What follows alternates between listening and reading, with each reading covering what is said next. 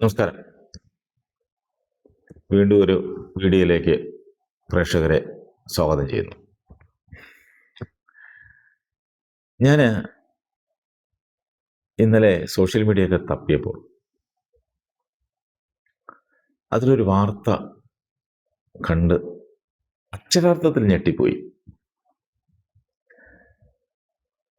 മാരിയോയും, അതായത് ജിജി മാരിയോയും ജോസഫ് മാരിയോയും തമ്മിൽ കുടുംബ പ്രശ്നങ്ങളുണ്ടായി കലഹിച്ച് ജോസഫ് മാരിയോയ്ക്കെതിരെ ജിജി മാരിയോ ചാലക്കുടി പോലീസ് സ്റ്റേഷനിൽ കേസ് കൊടുത്തു എന്നുള്ള വിവരമാണ് കേട്ടത്. അത് കണ്ടപ്പോൾ എനിക്ക് ആശ്ചര്യം, അതോടൊപ്പം തന്നെ കൗതുകമുണ്ടായി. ഒരുപാട് ആളുകളെ, ഒരുപാട് ദമ്പതികൾക്ക് മോട്ടിവേഷൻ നൽകുന്ന സ്പീക്കർമാരായിരുന്നു അവർ. നമ്മുടെയൊക്കെ ജീവിതത്തെ, കുടുംബ ബന്ധങ്ങളെ, പ്രത്യേകിച്ച് ഒരു മാതൃകാ കുടുംബം എന്നുള്ള നിലയിൽ തന്നെ അവർ വന്നിരുന്ന് സോഷ്യൽ മീഡിയയിലൊക്കെ വന്നിരുന്ന് അവരൊരു മാതൃകാ കുടുംബമാണെന്ന് പറഞ്ഞ് അവർ ഒരുപാട് ദമ്പതികളെ, അതായത് കുടുംബ നാഥനെയും കുടുംബനാഥയൊക്കെ അവർ മോട്ടിവേറ്റ് ചെയ്യുമായിരുന്നു, പലതും പറഞ്ഞു. ഇന്ന് എൻ്റെ അടുത്ത് ഒരാൾ വന്ന് സംസാരിക്കുമ്പോൾ പറയാണ്, ഭാര്യയും ഭർത്താവായിട്ടൊരു വഴക്കുണ്ടായി കഴിഞ്ഞപ്പോൾ ഒരു കൗൺസിലർ പറഞ്ഞത്, നിങ്ങൾ 6 മാസം പിരിഞ്ഞിരിക്കുക, അപ്പം എല്ലാം അങ്ങ് ശരിയാവുമെന്ന് പറഞ്ഞത്. ഈ 6 മാസം പിരിഞ്ഞു നിൽക്കുമ്പോൾ സംഭവിക്കുന്ന, ഭർത്താവിൻ്റെ ബന്ധുക്കൾ മൊത്തം പോയിട്ട് ഭാര്യയുടെ കുറ്റം അയാളുടെ തലയിൽ പറഞ്ഞു കൊടുക്കും, ഭാര്യയുടെ ബന്ധുക്കൾ മൊത്തം പോയിട്ട് അവളോട് ഭർത്താവിൻ്റെ കുറ്റം പറഞ്ഞു കൊടുക്കും. ഇതെല്ലാം നടക്കാൻ പോണത്. ഇവർ ഈ 6 മാസം എന്നുള്ള 6 വർഷമായാലും ഒന്നിച്ചു വരും തോന്നുന്നു നിങ്ങൾക്ക്. അടിച്ചു കൊല്ലുന്നൊക്കെ തോന്നിയാൽ ചിലപ്പോൾ ഒരു പോലീസ് പ്രൊട്ടക്ഷനൊക്കെ ഭർത്താവ് എടുക്കേണ്ടി വരും, ഇവളെന്നെ കൊല്ലുന്നൊക്കെ തോന്നിയാൽ. എന്നാലും പിരിയരുത്, ഒരു വീട്ടിൽ നിൽക്കണമെന്ന് ഞാൻ പറയുള്ളൂ, എന്നാലേ സോൾവ് ആവുള്ളൂ. ഞാനും ജിജി ഒരു വഴക്കുണ്ടാക്കിയിട്ട് ജിജി എന്നോട് മിണ്ടുന്നില്ല എന്ന് തീരുമാനിച്ച് 6 മാസം പോയാൽ അതിൻ്റെ ഇടയിൽ ഏതെങ്കിലും ഒരു പെണ്ണ് നുഴഞ്ഞു കയറി വന്ന പരിപാടി തീർന്നില്ലേ? ഞാൻ ജിജിയോട് വഴക്കിട്ട് 6 മാസം നിന്നോട് ഞാൻ മിണ്ടുന്നില്ലെന്ന് പറഞ്ഞാൽ അവളങ്ങ് ഒഴിവാക്കി, അവളുടെ ജീവിതത്തിൽ ഒരുത്തം നുഴഞ്ഞു കയറിയ പരിപാടി തീർന്നില്ലേ? ഹലോ, സോജനോട് പറയാം, സോജന് 100% സ്നേഹം ഹൃദയത്തിലുണ്ടെങ്കിലും സോജൻ ഈ ഭൂമിയിൽ ഒരു മനുഷ്യനെ സ്നേഹിക്കാൻ പറ്റുന്ന 80 മാത്രമേ പറ്റുള്ളൂ, ബാക്കി 20 പറ്റിയല്ലോ. അത്രേ സോജൻ ഇന്ന് വരെ ഇവളെ സ്നേഹിച്ചിട്ട് ആകെ 80% കൊടുത്തില്ല, ബാക്കി 20 ഇപ്പോഴും സോജന്റെ കയ്യിലുണ്ട്. അതാ നമുക്ക് കൊടുക്കാൻ പറ്റിയല്ല. ഇനി ഇവളുടെ പ്രശ്നം പറയട്ടെ, ലൈസയുടെ പ്രശ്നം. ലൈസക്ക് 80 കിട്ടിയതിൽ തൃപ്തി ഉണ്ടാവില്ല, കിട്ടാതെ പോയി 20 കിട്ടാത്തതിന്റെ വിഷമേ കാണുള്ളൂ. ലൈസയുടെ പ്രശ്നം അതാണ്, എനിക്ക് ആ 20 കിട്ടിയില്ലല്ലോ, നിരന്തരം വഴക്കുണ്ടാക്കും. അതിന്റെ ഇടയിൽ മാരിയോ എന്ന ഞാൻ കിട്ടാത്ത 20 കൊടുത്തെന്ന് വിചാരിക്കും, അവൾക്ക് ആ 80നോട് സ്നേഹം കൂടുവോ, 20 കിട്ടുന്നവനോട് സ്നേഹം തോന്നുവോ? ഇതാണ് പ്രശ്നം. ഇതാണ് ഈ എക്സ്ട്രാ മാരിറ്റൽ അഫയർ എന്ന് പറയുന്ന സാധനം. 80% സ്നേഹിക്കുന്ന ഭർത്താവ് കൂടെ ഉണ്ട്, പക്ഷെ 20 കിട്ടാത്തതിൽ ഇങ്ങനെ ദുഃഖിച്ചിരിക്കുക. ഒരുത്തിന് 20 കൊടുത്തു, അതായിരിക്കും ഇവള് ഭയങ്കര സംഭവമായിട്ട് കാണും, എന്നും പറഞ്ഞ അതിന്റെ ഉറപ്പു. പുരുഷന്മാർ സ്ത്രീയെ അംഗീകരിക്കണം, സ്ത്രീകൾ പുരുഷന്മാരെ അംഗീകരിക്കണം, പരസ്പരം ബഹുമാനിക്കണം, പിന്നെ അഡ്ജസ്റ്റ്മെന്റുകൾ നടത്തണം. ജീവിതം ഒരു നാടകമാണ്, നാടകത്തിൽ അഭിനേതാക്കളാണ് മാതാവും പിതാവും അല്ലെങ്കിൽ ഭാര്യയും ഭർത്താവും എന്ന് വേണ്ട. ഭാര്യയെ സന്തോഷിപ്പിക്കണം, ഭർത്താവിനെ സന്തോഷിപ്പിക്കണം, രണ്ടുപേരും ഒരുമിച്ചായിരിക്കണം, രണ്ടുപേരും വേർപിരിയരുത്. ഭർത്താവ് എന്തെങ്കിലും പറഞ്ഞാൽ ഭാര്യ ഒന്നും പറയരുത്, ഭാര്യ പറഞ്ഞാൽ ഭർത്താവ് ഒന്നും പറയരുത് എന്ന് വേണ്ട. അവരങ്ങ് ഈ ലോകത്തൊന്നും അല്ലായിരുന്നു. അവരുടെ മോട്ടിവേഷൻ സ്പീക്കിംഗ് അത് കേട്ടാൽ നമുക്ക് ഏതോ ഒരു വലിയ പാതകം ചെയ്ത രീതിയിലാണ് അവരൊക്കെ പറയുന്നത്. എനിക്കത് കേട്ടപ്പോൾ അവരുടെ ആ പോലീസ് കേസും അതുപോലെ തന്നെ അവരുടെ ആ ഇപ്പോഴത്തെ അവസ്ഥയൊക്കെ കേട്ടപ്പോൾ എനിക്ക് ഒരുപാട് ആശ്ചര്യം തോന്നി. ഈ പോലീസ് കേസൊക്കെ വന്നു പല സോഷ്യൽ മീഡിയയിൽ, പല വാർത്താ ചാനലുകളും ഒക്കെ വാർത്തകൾ വരെ നൽകി. ആ വാർത്തകളൊക്കെ കണ്ടപ്പോൾ എനിക്ക് അതിനകത്ത് അന്നേരമാണ് ഞാൻ രണ്ടുപേരുടെയും ഫേസ്ബുക്കുകളും ഒക്കെ ഒന്ന് ചെക്ക് ചെയ്യാൻ തുടങ്ങിയത്. വിരഹദുഃഖത്തിൻ്റെ പാട്ടുകളൊക്കെ, ചിലപ്പോൾ അങ്ങനെയൊക്കെയുള്ള ചില മെസ്സേജുകളൊക്കെ ആണ് ജോസഫ് മാരിയോ പങ്കുവച്ചിരിക്കുന്നത് അദ്ദേഹത്തിൻ്റെ ഫേസ്ബുക്കിൽ. അങ്ങനെയൊക്കെയാണ് കാണാൻ കഴിഞ്ഞത്. എന്തൊക്കെയായിരുന്നു അമ്പും മില്ലും, മലപ്പുറം കത്തി, ഒടുവിൽ പവനായി ശവമായി എന്ന് പറയുന്ന അതേ രീതി. യഥാർത്ഥത്തിൽ ഈ ജോസഫ് മാരിയോ ആരായിരുന്നു? ജിജി മാരിയോ ആരായിരുന്നു? ജോസഫ് മാരിയോ ഒരു ഇസ്ലാമികനായിരുന്നു. അയാൾ ജന്മം കൊണ്ടൊരു ഇസ്ലാമികനായിരുന്നു. ചില സോഷ്യൽ മീഡിയകളിൽ ചിലർ പറഞ്ഞിരിക്കുന്നത് അദ്ദേഹം ഒരു മുല്ലാക്കയായിരുന്നു എന്നുള്ളതാണ്. അതായത് അവരുടെ വേദം പഠിപ്പിക്കുന്ന അല്ലെങ്കിൽ അവരുടെ മുസ്ലിം പള്ളികളിൽ നമ്മുടെ ഈ ക്രൈസ്തവ സഭകളിലെ പുരോഹിതന്മാരെ പോലെ മുസ്ലിം പുരോഹിതനായിരുന്നു എന്നൊക്കെ ചില മാധ്യമങ്ങളിൽ കണ്ടു. ഉള്ളതോ സത്യമോ എന്ന് എനിക്കറിയില്ല. പക്ഷെ ഏതായാലും അങ്ങനെ ഒക്കെ ഞാൻ കണ്ടു. അങ്ങനെയുള്ള ഒരാൾ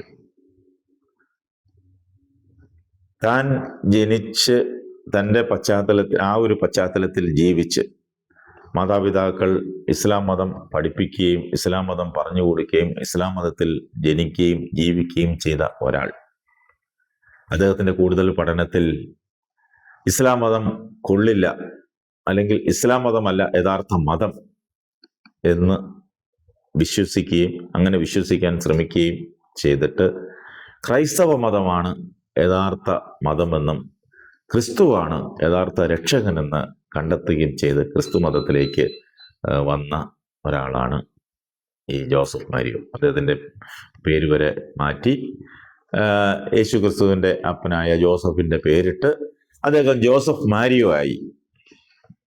ആ ജോസഫ് മാരിയോ ചങ്ങനാശ്ശേരിയിലുള്ള ഒരു ഇടത്തരം കുടുംബത്തിലെ അംഗമായ ജിജി മാരിയോയെ കല്യാണം കഴിക്കുന്നു. ജിജിയെ കല്യാണം കഴിച്ച് ജിജി മാരിയോ ആയി. അങ്ങനെ ഇവർ രണ്ടുപേരോട് ഒരു മാതൃകാ ദമ്പതികളായി. അവര് പല ധ്യാന കേന്ദ്രങ്ങളിലും അവര് പ്രസംഗിക്കുന്നു, ആളുകൾക്ക് സുവിശേഷം പറഞ്ഞു കൊടുക്കുന്നു, ബൈബിൾ ഉദ്ധരിച്ച് അവര് പ്രസംഗം നടത്തുന്നു. ബൈബിളാണ് യഥാർത്ഥ മതഗ്രന്ഥം എന്ന് ഇവർ സ്ഥാപിക്കുന്നു. അങ്ങനെ ഒരുപാട് ആളുകളുമായി പരിചയപ്പെടുന്നു. ഒരുപാട് ആളുകൾക്ക് ചാരിറ്റി പ്രവർത്തനത്തിൽ ഒരുപാട് പേരെ സഹായിക്കുന്നു. പലർക്കും വീട് വെച്ചു കൊടുക്കുന്നു. പല വഴിക്ക് ചാരിറ്റി ഫണ്ടുകൾ കളക്ട് ചെയ്യുന്നു. ആ കളക്ട് ചെയ്ത ഫണ്ട് അതിൽ നിന്നും ഒരു ഭാഗം എടുത്ത് ആളുകൾക്ക് കൊടുക്കുന്നു. ബാക്കി അവരുടെ ചിലവുകളും അവരുടെ കാര്യങ്ങളൊക്കെ അവർ നടത്തുന്നു. അതിപ്പം ഈ കച്ചി കെട്ടുന്നതിൽ നിന്ന് വേണം കച്ചിയിൽ നിന്ന് വേണം കച്ചി കെട്ടാനുള്ള വള്ളി എടുക്കേണ്ടത്, അല്ലെങ്കിൽ വള്ളി ഉണ്ടാക്കേണ്ടതെന്ന് പണ്ടുള്ളവർ പറയുന്നത് കേട്ടിട്ടുണ്ട്. അതുപോലെ അവർക്ക് വേറെ ജോലിയൊന്നുമില്ല, അവർക്ക് വേറെ തൊഴിലൊന്നുമില്ല. അവരിപ്പം ഒരു കമ്പനി വർക്ക് ചെയ്യുകയല്ല, അല്ലെങ്കിൽ അവർ കൂലിപ്പണിക്ക് പോലും പോവല്ല. അവർ ചെയ്യുന്നത് ഇതുപോലെ മോട്ടിവേഷൻ ക്ലാസ്സുകൾ എടുക്കുക, അവർ ധ്യാന കേന്ദ്രങ്ങളിലൊക്കെ പോയി പ്രസംഗിക്കുക, അവർ പള്ളികളിൽ പോയി പ്രസംഗിക്കുക. അങ്ങനെയൊക്കെ കിട്ടുന്ന ബന്ധങ്ങൾ ഉപയോഗിച്ച് അവർ ചാരിറ്റി ഫണ്ടുകൾ സ്വരൂപിക്കുന്നു. ആ ചാരിറ്റി ഫണ്ടുകളിൽ നിന്നും കുറച്ചൊക്കെ അതിൻ്റെ ആവശ്യങ്ങൾക്ക് ചാരിറ്റി ആയിട്ട് നൽകുന്നു. കൂടാതെ അവരുടെ കാര്യങ്ങളും അതിൽ നിന്ന് നടക്കുന്നു. അത് സ്വാഭാവികം, എല്ലാവരും ചെയ്യുന്നതൊക്കെ അങ്ങനെയൊക്കെയാണ്.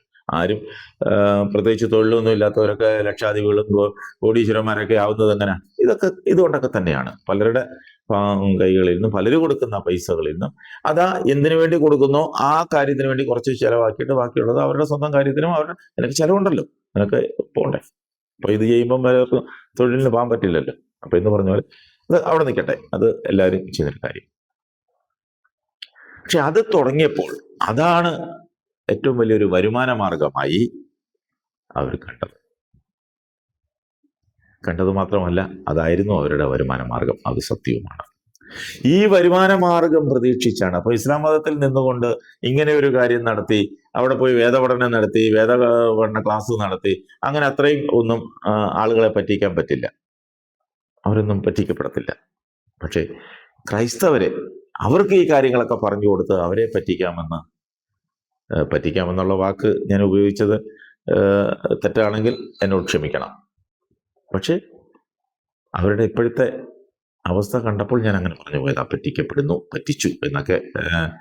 പറ്റിച്ചെന്ന് ഞാൻ പറയില്ല, ആളുകൾ പറ്റിക്കപ്പെട്ടോ എന്ന് ഞാൻ പറയില്ല. പക്ഷെ പറ്റിക്കപ്പെടുന്നു എന്നുള്ളത് ഒരു വാക്ക് ഞാൻ പറഞ്ഞു. ഇപ്പോഴത്തെ അവർ രണ്ട് ധ്രുവങ്ങളിൽ നിൽക്കുന്നു.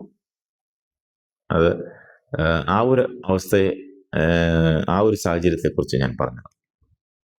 കാര്യത്തിലേക്ക് വരാം.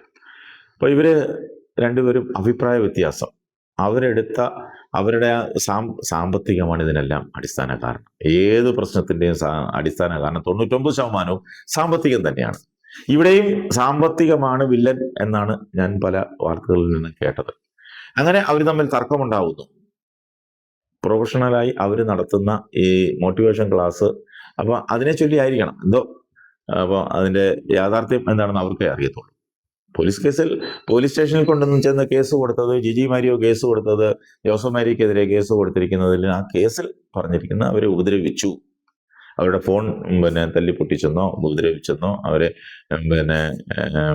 അവഹേളിച്ചെന്നോ ഒക്കെ പറഞ്ഞാണ് അവര് പീഡനം ആണ് അവർ അതിനകത്ത് സ്ഥാപിച്ചിരിക്കുന്നത്, ആ പരാതിയിൽ സ്ഥാപിച്ചിരിക്കുന്നത്. പ്രശ്നങ്ങൾ പറഞ്ഞു തീർക്കാൻ ഇരുന്നപ്പോൾ പ്രകോപനപരമായി ജോസഫ് മാരിയോ സംസാരിച്ചു എന്നും അവരെ ഉപദ്രവിച്ചു എന്നും ഒക്കെ അതൊക്കെ പറഞ്ഞാണ് കേസ് കൊടുത്തിരിക്കുന്നത്.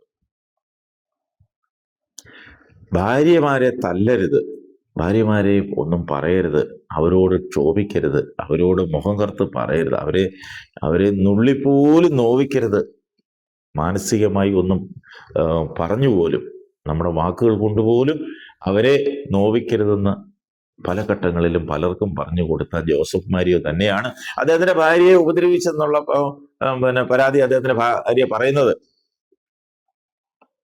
അവിടെയാണ് ആ വിരോധാഭാസം. അപ്പൊ ഇതിൽ നിന്ന് നമ്മൾ എന്താ മനസ്സിലാക്കേണ്ടത്? നമുക്ക് ഇത്രയും നാളും പറഞ്ഞു തന്ന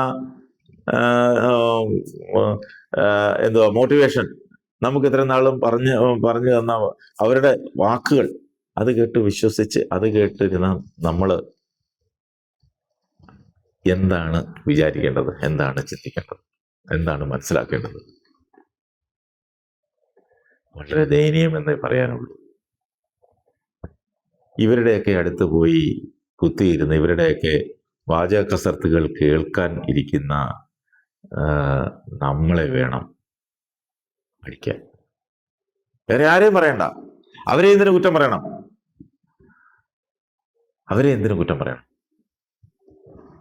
ഇതിനകത്ത് ഞാൻ കേട്ടത്, അവര് വളരെ നല്ല രീതിയിൽ മോട്ടിവേഷൻ ക്ലാസ് നടത്തിയ ഒരുപാട് പേർക്ക് അത് ഗുണമുണ്ടായേക്കാം.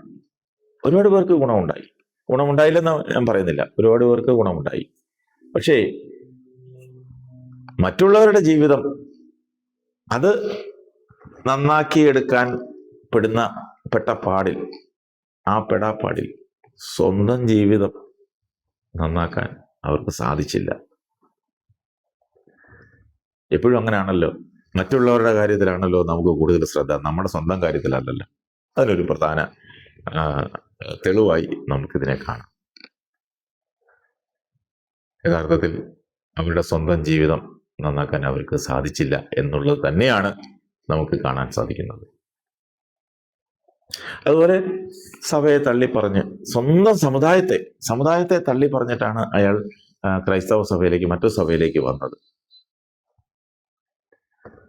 അത് അയാള് ജീവിതമാർഗം തേടി തന്നെയാണ്, ജീവിക്കാൻ മാർഗം തേടി തന്നെയാണ് സ്വന്തം സമുദായത്തെ തള്ളിപ്പറഞ്ഞ് ക്രൈസ്തവ സഭയെ അദ്ദേഹം ആശ്ലേഷിച്ചതും ആ ക്രൈസ്തവ സഭയെ ചേർന്ന് നിന്ന് ആ ഒരു ക്രൈസ്തവ സഭാംഗത്തെ വിവാഹം ചെയ്ത് പാർട്ണറാക്കി കൂടെ കൊണ്ട് നടന്ന് ഇതൊക്കെ പൈസ സമ്പാദിച്ചതും സുഖലോലുപനായി ജീവിച്ചതും എല്ലാം. അവരുടെയൊക്കെ ജീവിതം വലിയ നല്ല രീതിയിലാണ് അവരുടെയൊക്കെ ജീവിതം. ഒരിക്കലും ആ മുസ്ലിം സമുദായത്തിൽ നിന്നുകൊണ്ട് അദ്ദേഹത്തിന് ഇങ്ങനെ ഒരു ജീവിതം നയിക്കാൻ പറ്റില്ല. ക്രൈസ്തവ സഭയിൽ വന്നതുകൊണ്ട് ആ ക്രൈസ്തവ സഭയിലെ ക്രൈസ്തവർക്കിടയിൽ അദ്ദേഹം സുവിശേഷം വിറ്റു. അതിനെ കൂട്ടുപിടിച്ചത് ക്രൈസ്തവ സഭയിൽ ജനിച്ചു വളർന്ന പങ്കാളിയെ. അവര് രണ്ടുപേരൂടെ ചേർന്ന് അവര് സുവിശേഷം വിറ്റു. അവര് ഒരുപാട് പേർക്ക് മോട്ടിവേഷൻ നൽകി. അവര് ഒരുപാട് ചാരിറ്റി പൈസകൾ, ലക്ഷക്കണക്കിന് കോടിക്കണക്കിന് രൂപ അവര് സ്വരൂപിച്ചു. അതിലൊക്കെ കുറേയൊക്കെ ചാരിറ്റിയായി അവർ നൽകി, ബാക്കി അവരൊക്കെ സ്വന്തമാക്കി. ഇതാണ് നടന്ന സംഭവം. ഇനിയും ഇതുപോലെയുള്ള ആട്ടിൻതോലിട്ട ചെന്നായ്ക്കൾ നമ്മുടെ മുന്നിൽ വരും, നമ്മുടെ മുന്നിലുണ്ട്, നമുക്ക് ചുറ്റുമുണ്ട്. അത് മനസ്സിലാക്കിയാൽ നന്ന്. അത്രേ എനിക്ക് പറയാനുള്ളൂ.